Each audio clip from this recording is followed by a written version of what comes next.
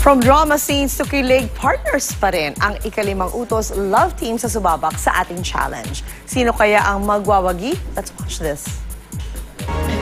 Patindi ng patindi ang mga eksena sa GMA Afternoon Prime na ikalimang utos. Kaya naman tinututukan ng viewers ang bawat kaganapan sa drama. Maging ang love teams na sina Ina de Belen at Jake Vargas, Jeric Gonzalez at Clea Pineda, natutuwa sa takbo ng kanilang palabas at talaga namang natsa-challenge sa kanilang bawat pagganap. Pero break muna tayo sa intense scenes dahil this morning, isasalang muna natin sila sa UH Kilig Challenge. Mabait, pasaway, gwapo, thoughtful, kind, nice. Pagmamahal sa pamilya. Malakas kumain. Generous. Makulit. Inaalagaan niya ako. Malambing. Mahal niya ako. Mahal niya din ako. Sobrang mysterious mo. Sobrang... Oh, talo ka na. Wala. Wait lang.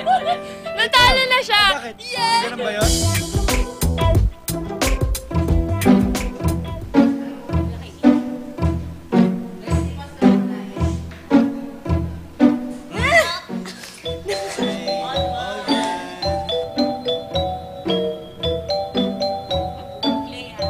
Wait, ang sakit sa mata ng aircon kasi.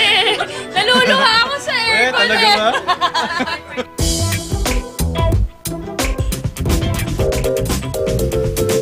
Natatawa siya kasi alam niya.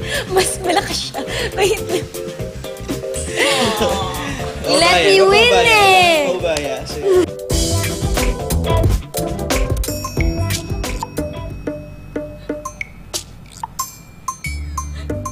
Oh, talo na.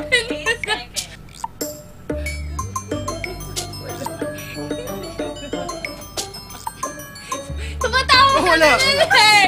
Tumatawa ka na eh. Mga puso, sana po supportahan po natin ang ikalimang utos araw-araw po yan sa GMA.